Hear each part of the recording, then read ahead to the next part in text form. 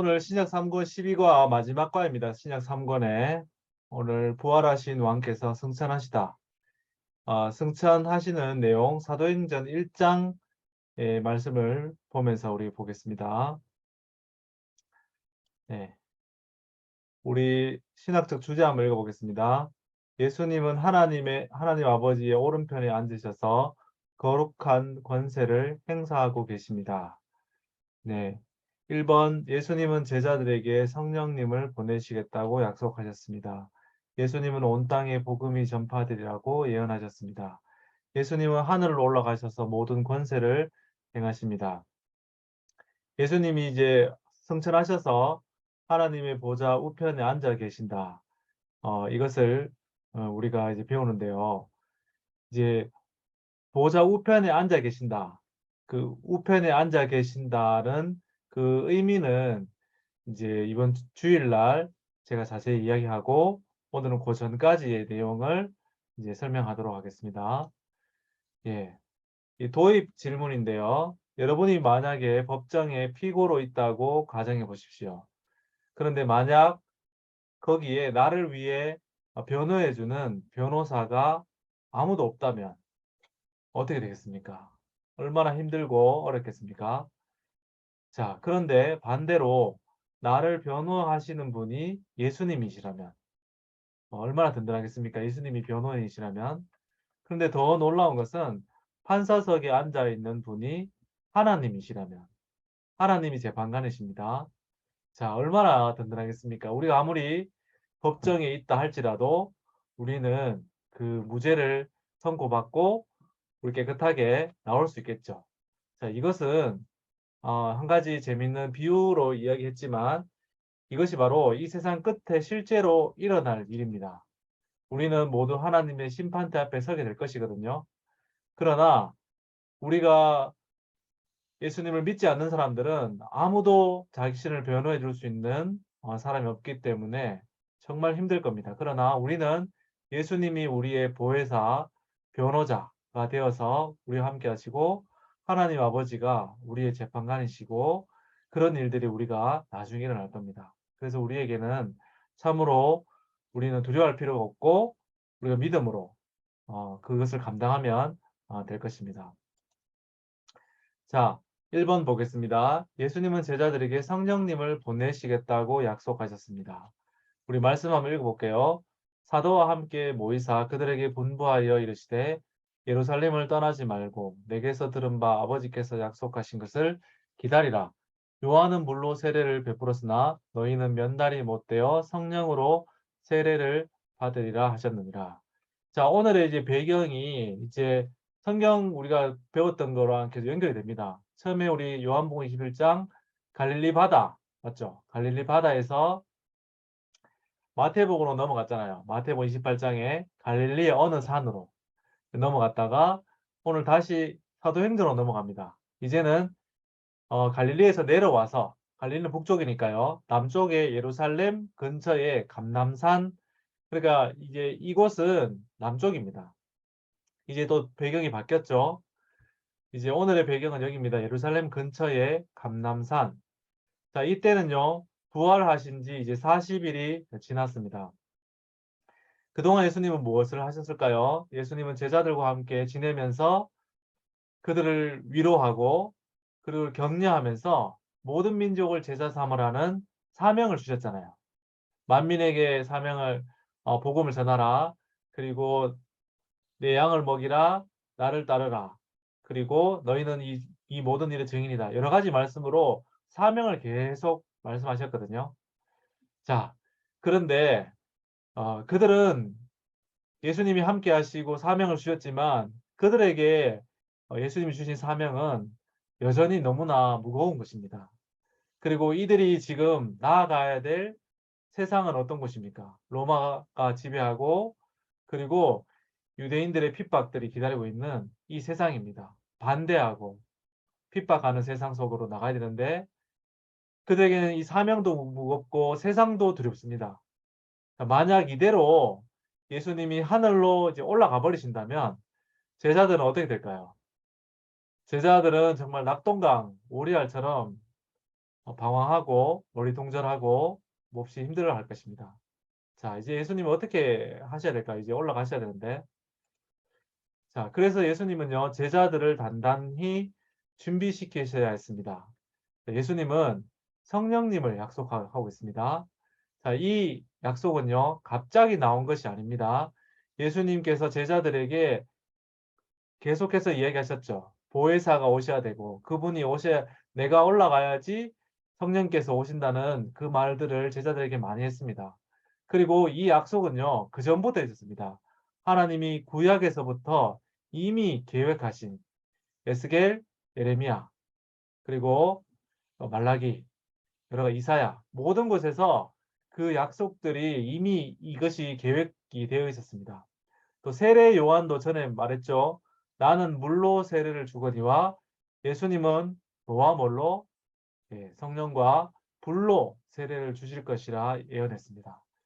이 모든 것은 하나님의 뜻이었고 예수님의 또 원래부터 이제 지금 타이밍에 주시려고 계획되어 있었던 겁니다. 자, 성령님이 제자들에게 오신다. 오신다는 이 예수님의 약속을 믿을 수 있을까요? 제자들이 이것을 믿었을까요? 아, 이제는 믿을 수 있겠죠. 왜냐하면 예수님은 죽었다가 부활한다는 약속을 지키셨잖아요. 그 약속을 지키셨기 때문에 이제 예수님께서 부활하시고 우리 자기 옆에 계시잖아요. 예수님께서 이 성령에 대한 약속도 믿을 수가 있는 겁니다. 자, 무슨 말인지 알겠죠? 예수님인 반드시 약속을 지키셨거든요. 그래서 이제 성령을 주신다는 약속도 반드시 이루어질 겁니다. 자, 이것을 우리에게 한번 질문해 보겠습니다. 성령님이 당신에게도 오신다는 예수님의 약속을 여러분은 믿을 수 있습니까? 예. 만약 우리가 예수님의 죽음과 부활을 믿는다면 성령님의 오심과 성령의 충만을 우리가 믿을 수도 있어야 됩니다. 여러분 예수님의 죽으심과 부활을 믿습니까? 그러면 성령이 나에게 오시고 성령께서 나에게 충만히 거하셔서 나를 지배하시고 나를 인도하시는 것을 이런 것까지 여러분들은 믿으십니까? 네, 우리가 믿을 수가 있다는 겁니다. 제자들은 이제는 믿기 시작했어요. 그래서 그들이 성령에 대해서 이야기할 때 그들은 정말로 이 말씀 끝에 보면 그들이 정말 기도하잖아요. 성령을 받을 때까지 기도합니다. 그전에는 예수님께 부활하신다. 그것을 도저히 믿을 수 없어서 다 도망쳤잖아요. 숨어버리고. 자, 이제는 근데 예수님께 성령을 약속하셨는데 성령을 기다리라고 하니까 이제 제자들은 어떻게 합니까? 정말로 자기들끼리 모여가지고 며칠 동안 기도할까요? 10일 동안 기도합니다. 지금 이제 40일이 지났잖아요. 그래서 열흘이 더 지나면 예수님이 죽으시고 50일째 되는 오순절입니다. 그래서 그들이 모여서 제자들과 예수님의 어머니와 예수님의 동생들도 있었어요. 예수님의 동생들도 이제는 드디어 부활하신 예수님을 만났거든요. 부활하신 예수님이 동생들을 찾아갔다는 내용이 서신서에 나옵니다. 그래서 동생들까지 합체해서 그래서 10일 정도 동안 함께 기도하는데 정말로 기도하죠. 성령을 약속을 믿고 그래서 변화된 겁니다. 자, 이것처럼 우리도요. 우리가 예수님의 죽음과 부활을 믿는다면 성령의 오심과 충만도 믿어야 합니다. 자, 계속 보겠습니다. 2번. 예수님은 온 땅에 복음이 전파되리라고 예언하셨습니다. 자, 그들이 모였을 때에 예수께서 여쭈어 이르되 주께서 이스라엘 나라를 회복하심이 이때니까. 제자들의 질문이죠. 자, 성령에 대한 말씀을 듣자 제자들은 궁금해졌어요. 뭐냐면 주께서 이스라엘 나라를 회복하심이 이때니까. 이 말은요. 제자들은 종말이 오기를 정말로 소망했습니다. 그들이 박해의 시대를 살아가고 있었기 때문에 그렇습니다. 그래서 제자들은요. 만약 불과 같은 성령님이 오신다면 그분이 우리를 로마로부터 해방시키고 부패한 권력자와 타락한 종교 지도자들을 몰아내는 그러면 그래서 새로운 시대가 지금 오는 것입니까? 제자들은요, 처음에 예수님이 죽기 전에도 이런 소망이 있었거든요.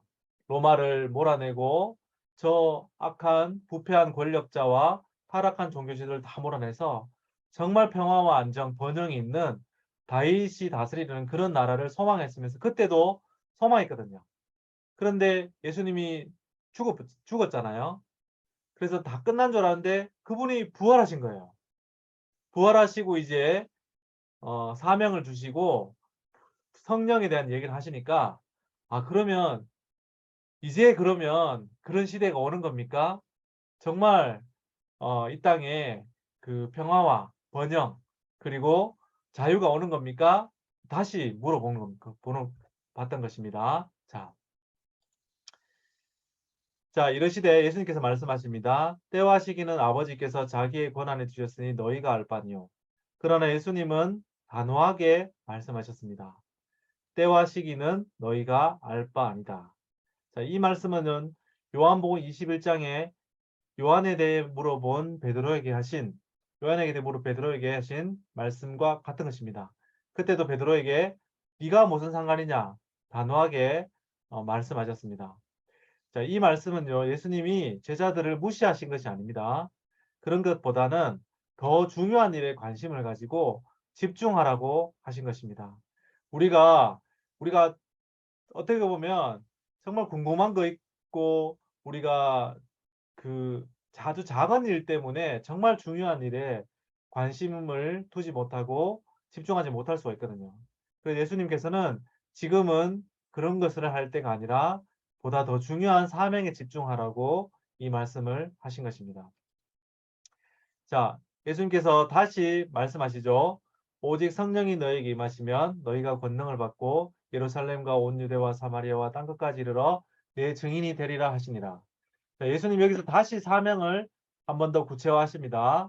자, 온 유대와 사마리아와 땅끝까지 이 말씀을 덧붙이십니다. 그죠? 너희는 모든 나라와 민족에게 가라고 했는데 여기서 다시 한번 구체적으로 온 유대와 사마리아와 땅끝까지 그러니까 가까운 곳에서부터 시작해서 땅끝까지 멀리 가라고 말씀하시는 겁니다. 자, 여기서 땅끝까지 라는 말을 들어보면 참 힘듭니다. 어떻게 땅끝까지 갈 수 있을까요? 그런데 이 말씀 앞에 뭐가 있습니까? 오직 성령이 임하시면 너희가 권능을 받고 이 말씀을 덧붙여 주십니다. 자, 땅끝까지 가지만 결코 이제는 혼자가 아니라는 겁니다. 홀로 사명을 감당하지 않아도 된다. 이제는 성령께서 너희와 함께 하신다.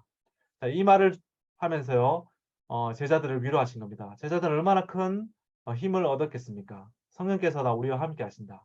자, 그리고 땅끝까지. 자, 이 말은요, 이 말씀은 명령이잖아요. 땅끝까지 가라. 명령이지만 이 말씀은 동시에 예언입니다. 어떤 예언입니까? 복음이 땅끝까지 전파된다는 예언이거든요. 자, 실제로 이 복음이 우리 이스라엘로 치면 우리 한국이 땅끝이라고 할 수 있지 않습니까? 아주 땅끝처럼 멀잖아요. 복음이 땅끝 우리에게도 전파되었습니다. 자, 제자들이 가는 곳에 복음이 전파되죠. 자, 복음이 있는 곳에 성령님이 임재하십니다. 자, 그러니까 믿는 자에게 성령께서 함께 하십니다. 그러니까 우리에게도 복음이 전파된 그리고 예수님을 믿는 우리에게도 성령께서 함께 하신다는 것을 이 말씀을 통해서 우리가 알 수 있습니다. 그 다음, 자, 세 번째입니다. 자, 이제 예수님은 하늘로 올라가셔서 모든 권세를 행하십니다. 자, 이 말씀을 마치시고 그들이 보는데 올려져 가시니 구름이 그를 가리어 보이지 않게 하더라. 이 그림을 보면 예수님의 이 발이 보이는데요. 예수님의 몸이 이렇게 공중으로 뜨는 겁니다. 자, 마침내 예수님이 하늘로 올라가십니다. 자, 이 말씀을 보면 에베소서 4장 9절 10절 말씀이 생각납니다. 올라가셨다 하였은즉 땅 아래 낮은 곳으로 내리셨던 것이 아니면 무엇이냐. 내리셨던 그가 곧 모든 하늘 위에 오르신 자니 이는 만물을 충만하게 하려 하심이라. 원래 예수님은 하늘에 계신 분이었는데 이제 내려오셨죠. 근데 그분이 올라가신다는 것은 원래 있던 곳으로 올라가신다는 뜻입니다. 그분이 바로 모든 권세를 가지신 예수님이라는 것을 우리가 알 수 있습니다. 자, 올라가시니 구름이 그분을 가립니다. 자, 이제 더 이상 제자들 눈에 예수님이 보이지 않습니다. 자, 이 구름은 우리 교재에 보니까 성경에서 하나님의 나타나심, 그러니까 다른 말로 하면 신의 현현이라는 어려운 말을 쓰거든요. 하나님이 임재하실 때, 하나님이 나타나실 때, 하나님의 권능과 역사가 나타날 때 그 구름이 항상 나타나는 것을 볼 수 있습니다. 광야를 한번 보실까요? 광야에 보면 낮에는 구름 기둥으로 그들을 인도하시고 이 말씀이 있고요. 시내산, 말씀을 율법을 받은 시내산에서 빽빽한 구름 가운데서 임하시거든요. 그리고 예수님의 그 복음서에 보면 그 변화산에서 호련히 빛난 구름이 그들을 덮었어요. 그래서 모세와 엘리야가 나타나잖아요. 자, 그때도 예수님께서 하나님의 음성이 들립니다. 마지막 계시록에 있는 재림치에도 말씀이 있습니다. 볼지어다 구름을 타고 오시리라. 그러니까 그 구름은요, 굉장히 하나님과 하나님의 역사와 놀라운 권능과 연결되어 있습니다. 여기서 한 번 더 언급하고 있는 겁니다. 자, 여기서 중요한 것은요, 이 말씀입니다. 자, 올라가실 때에 제자들이 자세히 하늘을 쳐다보고 있는데 흰옷 입은 두 사람이 그들 곁에 서서 이르되 갈릴리 사람들아 어찌하여 서서 하늘을 쳐다보느냐 너희 가운데서 하늘로 올려지신 이 예수는 하늘로 가심을 본 그대로 오시리라. 자, 이 말씀이 참 중요한 의미를 가지고 있는 말씀입니다. 여러분 한번 보시기 바랍니다. 예수님은 우리를 구원하시기 위해서 성육신 하셨죠. 그죠? 이 인간의 몸을 입고 십자가에 죽으시고 부활하셔야지 우리가 구원받는 거 아닙니까? 그런데 지금 예수님은 모든 그 구속 사역을 끝냈습니다. 자, 이제 승천하시는데요. 원래 있던 하늘로 올라가시는데 승천 시에도 육신을 벗지 않으셨습니다. 이게 참 신기하죠? 예, 천사들이 말합니다. 너희들이 본 그대로 육신을 그대로 올라가셨는데 그분께서 그대로 저 모습 그대로 내려올 것이다. 육신을 가지고. 이 놀라운 말씀입니다. 자, 그 이유는 무엇일까요? 예, 이거는 우리가 신학교에서도 굉장히 중요하게 다루는 이 예수님의 그 원래 예수님은 하나님이신데 우리의 구원을 위해서 인간의 몸을 입으셨는데 그 인간의 몸을 지금도 계속해서 가지고 오겠다는 겁니다. 이거 어려운 말로 신인 양성의 위격적 연합이라고 이제 예수님께서 하나님이시자 완전한 하나님이시자 완전한 사람이 되셔서 영원토록 우리와 함께 하신다는 그 신학적 교리가 있습니다. 자, 예수님은 읽어볼게요. 완전한 하나님이요 완전한 사람으로 영원히 우리와 함께 계시기로 작정하신 겁니다. 그리하여 하나님과 사람 사이에 완전한 중보자로서 우리를 구원하실 뿐 아니라 이해하시고 위로하시고 체휼하시고 간구하고 있는 겁니다. 계속 하늘 보좌 위에서 우리를 위해서 간구하신다. 그죠? 그분은 하나님이신 동시에 인간에서 완전히 우리의 연약함과 아픔을 이해하시고 경험하시고 그러니까 하나님과 사람 사이에서 완전한 중보자, 연결자가 되어서 지금부터 영원토록 계속해서 그렇게 사시기로 결정했다는 겁니다. 결단하시고 작정하셨다는 겁니다. 여러분 이것은 왜 그랬을까요?